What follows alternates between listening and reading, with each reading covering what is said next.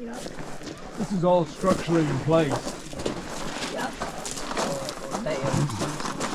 I don't think that's a vein, I think that's a fault. Okay. Look at it along this, here. You can see is cut by these layers. So having layers in the peridotite is kind of interesting in itself. Hillary? Hi. So this kind of round. You can have one.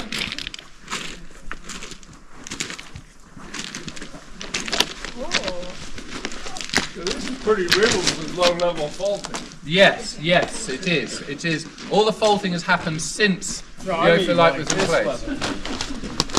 Yeah, but Morocco vegetation. Oh, look at that. Yeah.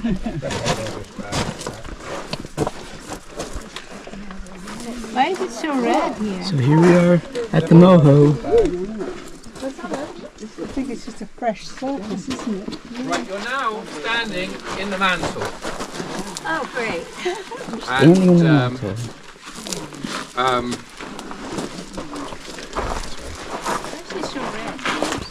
why is it so red? Pensionization. Exactly, that's the exact word. I mean, you know, like the snakeskin, it's got reds and greens and it's... In England we have a place called the Lizard, which is a very badly defined lizard. And one of the names of this is serpentinite. There. That's it. I can give you a plastic hand if you need. Kind of looks like pearl, but You can all touch it. the moho.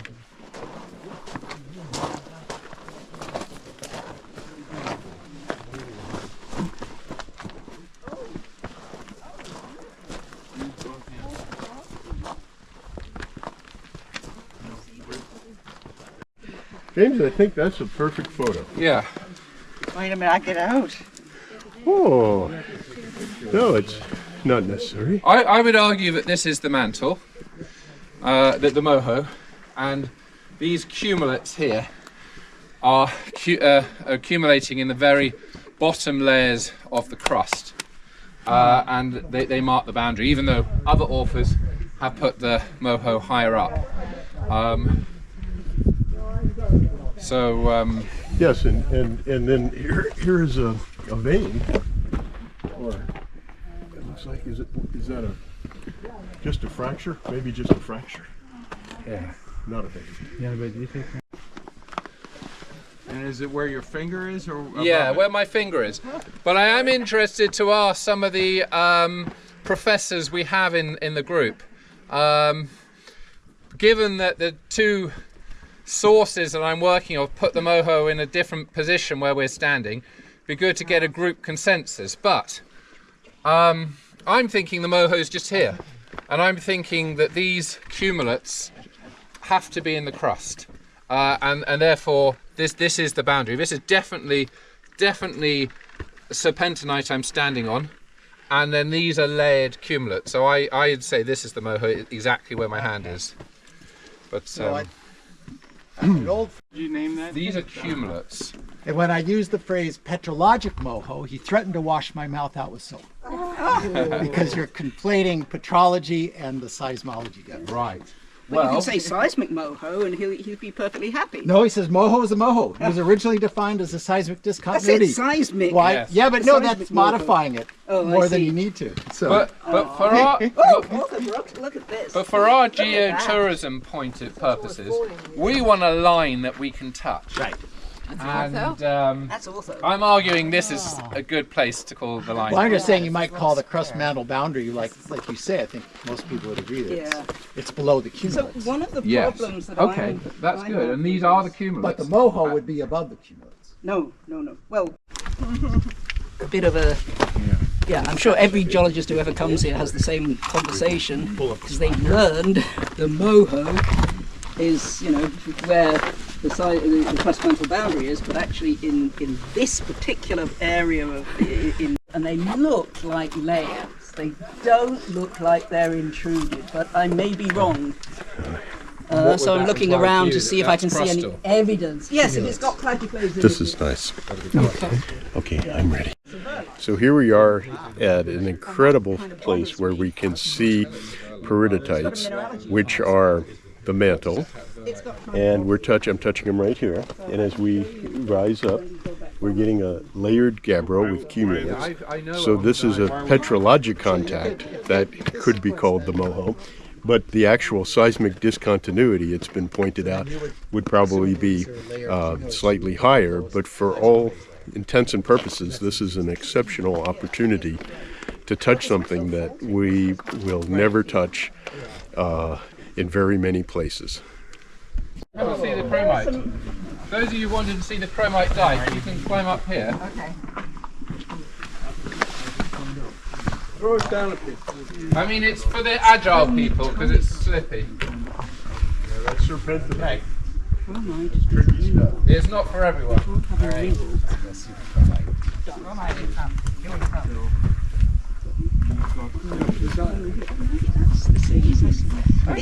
looks like serpentinite. Some I've got to call it somewhere. But does this actually look? there. This kind of looks like. Yeah, no, my age I do. Points of contact. Yeah. I want to do another I can check. take your hand if you want. This is a really exciting spot in Oman where we get to see a paleo moho contact from the Cretaceous. And what we're seeing is this is peridotite at our feet, and there is some white calcification. And as we've learned, CO2 and peridotite can make calcite. So this is the mantle. And as we look midway up the rock behind us, there is a cumulate of layered gabbro, which is the petrologic contact of the crust above and the serpentinite paleo mantle below. So we're looking at a beautiful outcrop of a paleo moho. For just 15 minutes, and we're going to be looking in some of the layered gabbro, and we're just going to cross over the stream here and walk up to there, and we can see some good examples of a layered gabbro. So this is the gabbro, and the moho, again, it's drawn in different positions on I don't know whether to call it crust mantle boundary or moho now after this proper academics discussion. But it's drawn in different places. One of the places that it could be is just that river valley going up there. So we're in the completely in the crust now, but that mountain behind us there, that is mantle. But if we come this way, let's walk up and see some of the layered gabbro. I think there's a second one here. Yeah, that's a little bit deeper than I thought. Maybe there. This is layered gabbro. So some good layering here. That's nice. More better. It's a hard one. Careful, James. Yes. I would. Sometimes This the right way is the easier way. Yeah, Yes. I wasn't necessarily going to bring it up here, but you see it's really quite layered. But mille Layers. Some more accessible layers where Clark and Marty are is when you've got the classic ophiolite diagram that's shown in all the textbooks and all the books. They have this model of an ophiolite, and what you have is when you're above the mantle and above the moho, which is marked here as a transition zone in this diagram, then the bottom layers of the gabbro, they form in layers, and it's because different minerals are solidifying at different temperatures, and they're settling down to the base of the magma chamber, and it's building up in layers. So you get, and then things can warm up and melt again, and then cool again, and things solidify in layers. And this is what's in the classic diagram of a slice through the crust. And then above this, in layers, you would have the gabbro starts not being layered, and then the gabbros above that starts feeding in dikes, and you get so many dikes all together. It's called the sheeted dike complex, and eventually they're erupting out onto the ocean floor as pillow basalts. But this is all part of the classic structure of it all. Now there were some layering in the gabbro at the last stop as well, but I recommend people carry on a little bit further to where Clark was, because you can see some good layers there. This is a piece. So, as James has just pointed out, we're looking at the sequence of rocks that are known as an ophiolite, and this is the layered gabbros, which are at the base of a column, where cumulate crystals fall out. Then there's massive gabbro. Then at the top of the sequence, sheeted dikes, pillows, and then layered cherts. So this is at the base. These are the layered gabbros at the base of an ophiolite sequence. So the way to do regional geology to understand the significance of this suite is to put together all of the outcrops in proper sequence. Okay, let's zoom in here. You need your hand for scale. It's hard to see the layers, but wow, layers in an igneous rock. The main reason for stopping here is there's a toilet over there, so that is, to be honest, the main reason for stopping here. But it's a pretty good location for a toilet, because we are actually on a former plate boundary, and we have been for the last half an hour. As we left our site before we came out of the rocks that were the mantle and the crust, and we came back onto the coastal plain, we were driving along beside them, and then near where we did that U-turn, we then came back into the mountains, and I'm sure you were noticing out the window there were rocks made of mantle either side, and they would actually have some dikes of magnesite, which is this white mineral cutting all through them. You might have noticed that, and you might have noticed that the rocks on the left of the car, which were these, look very different from the rocks on the right, which are those. And the rocks here on the left, they are the continental margin of Arabia, and the rocks over there on the right, they are the ophiolite. And at one time, these might have been 200 or 300 miles apart. And this is the subduction zone, the fossil subduction zone. These sediments here are diving down underneath the ophiolite, and the ophiolite has been actually over all the top of this, because it's on the other side of the mountains, but it's been eroded off the top of this since. But so you would have had when the subduction started, the plate broke and it made the ophiolitic rocks, and subduction's coming along. Some 20 million years later, this is dragged down underneath the ophiolite. So this has had the ophiolite on top of it, and it's been eroded off. So I just wanted to say, how cool is this? We're essentially standing. You know, you go to Iceland and people say, "Oh, I'm on the plate boundary, I'm touching each plate." It's like, well, you're not really, because there's a normal fault and there's a graben in the middle and there's a normal fault. So you're touching, you know, one plate in the graben. But here, this really is a former plate boundary, and this is diving down beneath. Now, a little bit about the fort. The fort was built in 1800 to guard the entrance to where we're going to be going into the fertile Wadi Bani Karas area. And this is where we're going to be heading into, and we're going to be coming through these Cretaceous and Jurassic and Triassic layers to actually get to Precambrian rock, to Ediacaran rock, and we're going to go and have lunch with snowball earth deposits. And this is all a big anticline. You can see it folding over. What else am I going to tell you? Well, my handout talks about autochthonous rocks and allochthonous rocks. And autochthonous just means indigenous rocks. So these are the indigenous rocks of Oman. This is the continental margin of what really is Oman. And those are the allochthonous rocks, the ophiolite. They have been brought in and they have been thrust on top, or this is more accurately, is being pulled underneath those rocks. Anyway, so that's all I need to really say. These, where these gentlemen are here, these. So this is a major fold, and what's exciting about this place, this is a plate boundary suture. So all behind us are the peridotites of the Cretaceous mantle that have been thrust this way, and the fold behind us, these are the flanks of the fold, the northern flanks of the fold are behind us, and there is a wadi that cuts between the fold and a fort that guides the entrance.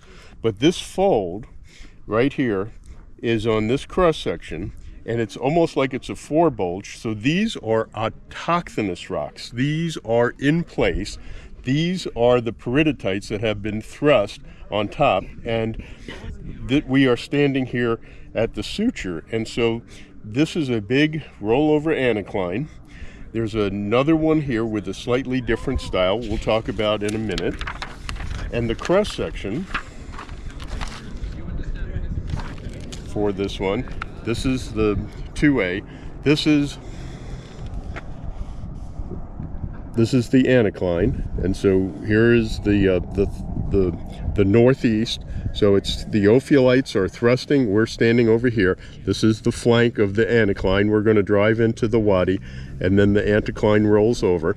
So this is at this location.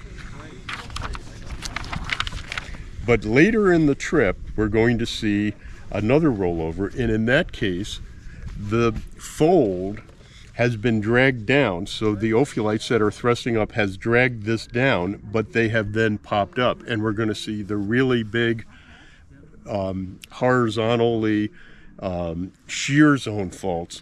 And so we were having a discussion, this axis and this axis, they're offset, and the discussion was perhaps there's a fold of the fold. Mm-hmm. And so we know there are two major thrust sheets coming in, the Hawasina and later the Samal from this direction. But the mother of all outcrops, that is a later fold. Some people have talked about that might be associated with India. So that may have caused a folding, an east-west folding to the earlier north-south folding. In the handout is taken from exactly, the photograph is taken from exactly where I'm standing, and you've got in this small cliff in front of us, the base of the cliff has it's a pale and a reddy sort of colour, and then there's a browny buff colour capping it on the top, and it's the distinction between these two layers that's incredibly important for our story.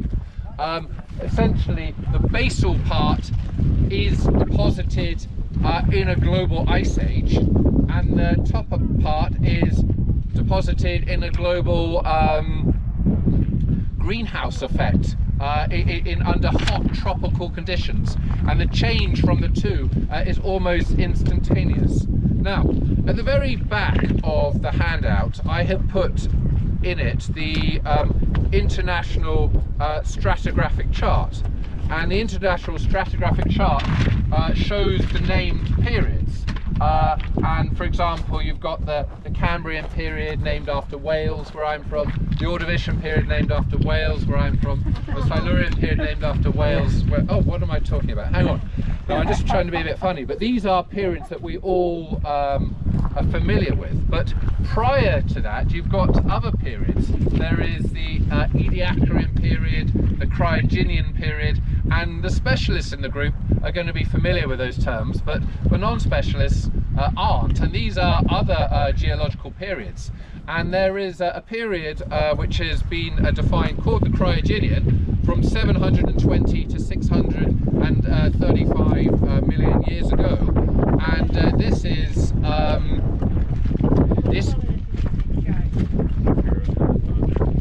this is defined by a time when there were these global glaciations, and about 1 million years ago there was a supercontinent called Rodinia, and it was going from a near polar position in the north to a near polar position in the south, and it was the largest supercontinent that had so far existed on the planet. There had been other supercontinents before. There was Columbia and there were other supercontinents, but they were smaller. And one of the theories is, as this supercontinent was breaking up, it allowed a lot of weathering of the rocks in between the continental fragments. This removed CO2 from the atmosphere and led to this cooling process. And this glaciation, and it happened at least 2, maybe 3 times in the cryogenic period, was so extensive that the entire planet became glaciated. And after a while you get a feedback mechanism where the surface is white and solar energy is being reflected back into space. And you would have had on all the continent, you would have had glaciers and all the ocean sea ice. There may be a slushy area around the equator where it wasn't completely frozen, but this is dealing with semantics. Essentially it was a snowball Earth, essentially all glaciated. And but what happened though is a number of interesting things. One is there would have been little specks of dust and things landing on the ice, and that would have caused just enough meltwater around them for actually bacteria to carry on thriving in these meltwater pools. And we're probably descended from all of those bacteria that survived in the meltwater pools, which is a fascinating theory. But the other thing is volcanoes would be still erupting through this ice. The volcanoes came to our rescue. They would be putting CO2 back into the atmosphere, and eventually there came a point, a tipping point, where there was so much CO2 in the atmosphere that it rapidly melted, and you went from super icehouse conditions to super greenhouse conditions in just like few thousand years, a geological instance. And that's what we're seeing here. We're seeing the sedimentary, we're seeing the snowball Earth deposits with the so-called capped carbonate directly on top. And what we're actually seeing is the boundary of the Cryogenian and Ediacaran period. The Cryogenian Ice Age ends just here. And here in Oman, there are actually two of these these snowball Earth events are recorded in this local area. But on this tour, I've only got time to show you one of them. And this is the end of the Maranoan glaciation, and it's the boundary between the Cryogenian and Ediacaran periods. So what we're going to do is we're going to walk to the cliff here. We're going to have a look at these poorly sorted rocks, these so-called diamictites, and you have it in front of us here, we're standing on it, and then we're going to climb up to where the fence is, and we're going to, it's looking like they've extended the fence a little bit since I was last here. I hope that doesn't give me any issues, but we're going to then put our be able to touch the contact of snowball Earth deposits and the capped carbonates. So if you come with me, full of stuff. But this is the snowball Earth material. This is a diamictite with this poorly sorted material, and what you've got in places, you're going to have ice more or less in contact with the bedrock, but in other places you're going to have water between the base of the ice, and I'm going to show you what could be a drop stone. So we're probably actually in this location, it was mostly like a sort of subglacial ice, so a subglacial lake beneath the ice here.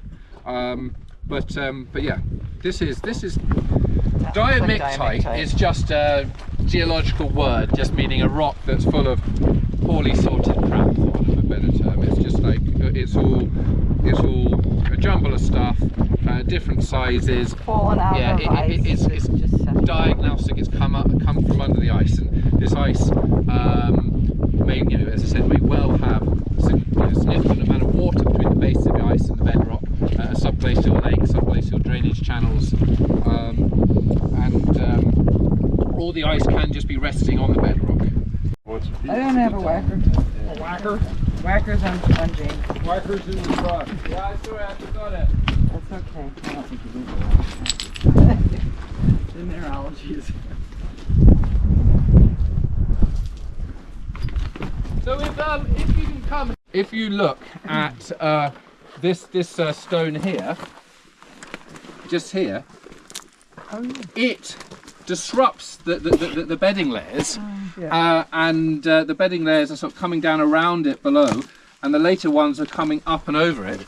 And the only way that this is going to occur is you've got ice you've got ice and there's water, ice floating on water, there's rocks in the bottom of the ice, and then the stone falls out and it smacks into the sedimentary layers beneath it, disrupting the layers, and then the other layers come up over the top. So this would be answering the question, how do you know it was under ice?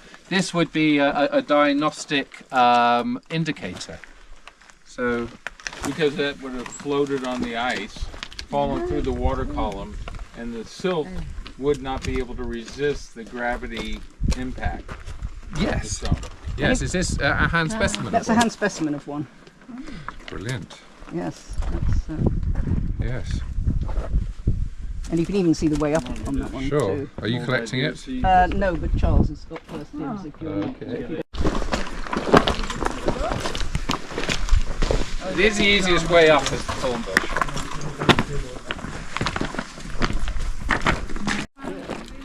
This is the cap carbonate after the snowball Yeah, I earth. was going to think about that. James seemed confident that he can do it upright. Yeah, he's not I didn't tell you to go up there, James. You just would. got legs like. I'm not complaining. No, we're just discussing. You know, these social interactions are what it's all about. This has got a lot of iron in it.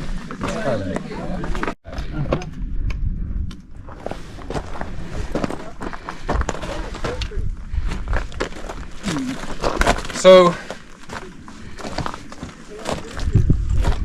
just there.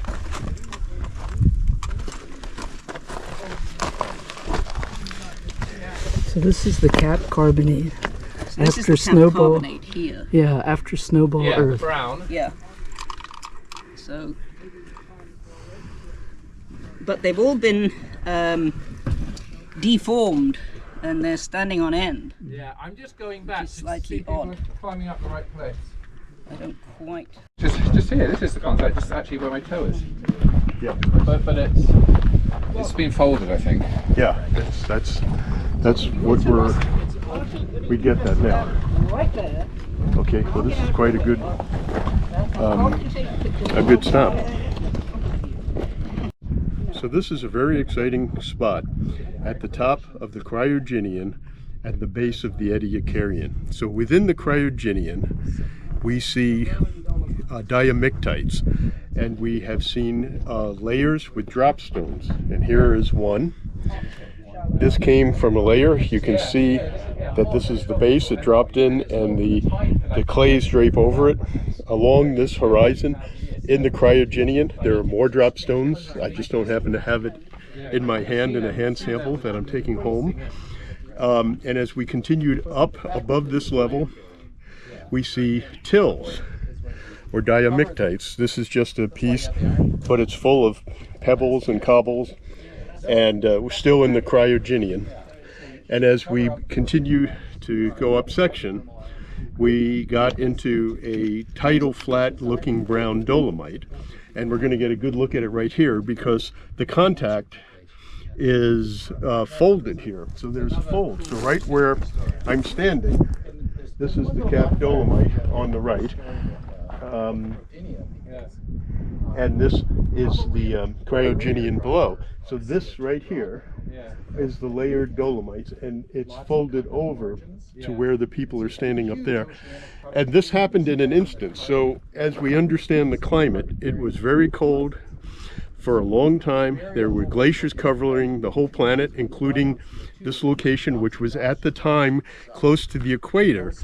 But then within an instant, it warmed up quickly, and it hit a very big warm spike before it reverted to generally warm, but it got very hot, and that is an instant in time, perhaps a few thousand years, but that produced tidal flat dolomite cap carbonates.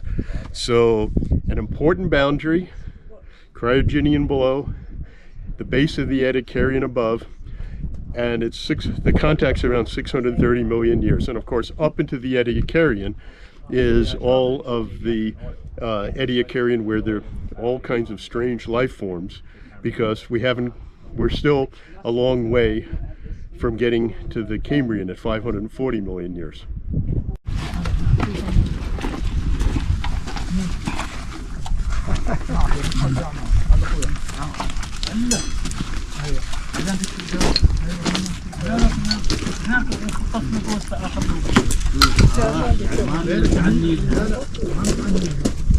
The layers all coming up at an angle with each, and then halfway up the cliff all the layers become horizontal, and the layers at the bottom, these are Ediacaran in age, that's what the cap carbonates started being Ediacaran, so a bit younger than the cap carbonates, and they would have been horizontal when they were deposited. They since were tilted up, and then these were laid down on top, and while they're appearing horizontal, in fact the whole lot is tipped. And we've got it on the other side as well. And the other side is the kind of spectacular stop. Now this is, it's a classic angular unconformity, and angular unconformities are incredibly important in the history of geology. In fact, what's arguably the world's most important geology site is actually Siccar Point in Scotland, where James Hutton, the father of geology, he noticed layers just like this that once would have been horizontal, but then over time had been tipped up, and then new layers were deposited on top, and the whole lot was tipped again. And he realized that that had to be far older than the 10,000 years or so the Bible was saying, and he stared into the abyss of geological time, and the science of geology was born. Now this is actually a more spectacular unconformity than Siccar Point. But of course Siccar Point was the first to be identified. And what we've got here is in these Ediacaran layers, in the layer just to the right, and our path up is over here by that big tree, and then there's a path going up that basically peters out in the boulders, but then gets onto that ledge, and that's where the Ediacaran fossils are. Once you're up there, you can either carry along the ledge and then come down that slope, which even though it looks treacherous is probably the easier way to go, or you can retrace your steps and come back the way you did. I'm going to lead people carrying on doing the whole loop, but if you haven't got a head for heights, after you've seen the fossils, turn around and come back. But this gives you just an idea of the walk up, and some of you, for fitness reasons might not want to come up, others might not want to do the whole cliff ledge. Now what do my notes tell you about? My notes also tells you about the autochthonous and the allochthonous rocks. We've already talked about that, but when we're talking about the indigenous rocks, there's actually three kind of families of indigenous rocks. There's the crystalline basement, the really old rocks, about 1 billion year old rocks. We're going to be seeing those later on the trip.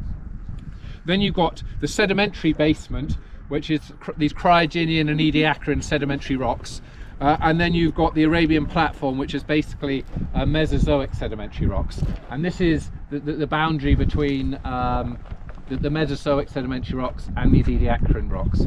Another thing just to say, if you do come up and you're standing on a ledge, it's actually a fossilized beach up there. It's a Permian age beach, and actually going up that cliff the water levels get deeper, so that's the other thing to see there. Anyway, I'm going to put my hand out in the car. I'm not going to take it with me, and then I'll start showing you the way up. So James, we've got... Okay, so this is a truly spectacular angular unconformity with about a 300 million year gap. So we're tracing the big four bulge anticline. We've left the ophiolite. We're now on autochthonous rock that's folded as it's being dragged down, and the ophiolite to the north of us is abducting. But now we're in the autochthonous rock, and we're in the several types of autochthonous rock. There's the crystalline basement, that's not here. There's the very old cryogenia and Ediacaran, and that is here, the Ediacaran. We saw the base of the Ediacaran at the last stop in the cryogenian contact. This is up well up into the Ediacaran, and that is what's dipping with a steep angle, And at that surface, that is part of the Permian, so that's part of the Arabian platform carbonates. And there is a lot of topography on that major unconformity. So as we trace around, just follow a little bit. The unconformity is digging down, and as we let's turn back around this way.